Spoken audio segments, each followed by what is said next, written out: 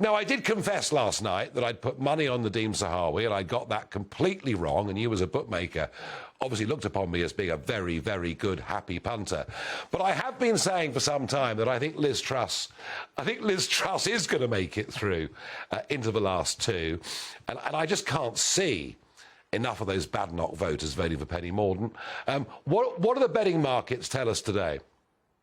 Yeah, I signed off last night by saying my one sure bet was there'd be more twists and turns, and we got that latest twist this afternoon. When I spoke to you last night, Rishi Sunak was odds-on favourite, and I sort of cautioned, we referred back to, of course, to David Davis in the year. He was hot favourite, and, of course, David Cameron beat him.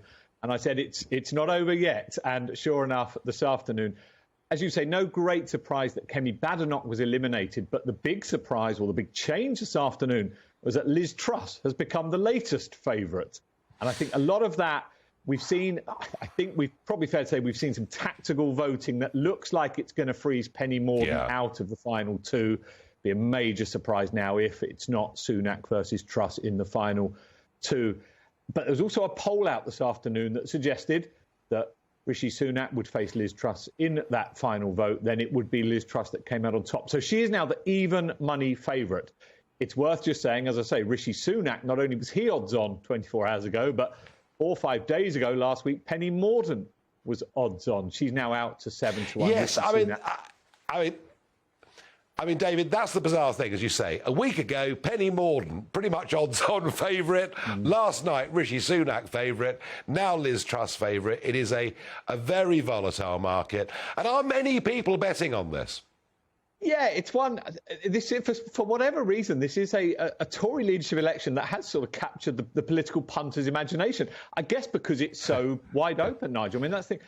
I couldn't sit here now and tell you with any certainty who's going to win it. I think we're probably all agreed it's going to be Liz Truss versus Rishi Sunak. But it's a market we as bookmakers love. You've just said it. We've had 3 different favourites in the space of, 4 or 5 days. So.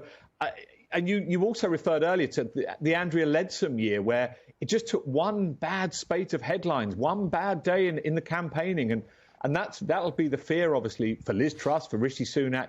As I say, looks like it won't be Penny Mordaunt now. But I'm hoping, Nigel, I can cheer you up a little bit on the subject of Kemi Badenoch. This wasn't her year, but we as bookmakers, we're like you. We think that this is only the beginning for Miss Badenoch. It's not the end of her political adventure by any stretch. And she is just, and these are quite short odds that reflect how highly we rate her future. She's just 5-1 to be Prime Minister at some stage in the future. So her time wasn't Goodness now. Me. But yeah, well, I think, you've picked up that she's one for the, you were hoping the future might be now, as a lot of people, I think, were. It hasn't come this time for her, but I think in the future, without doubt, she's going to be a name we hear plenty more of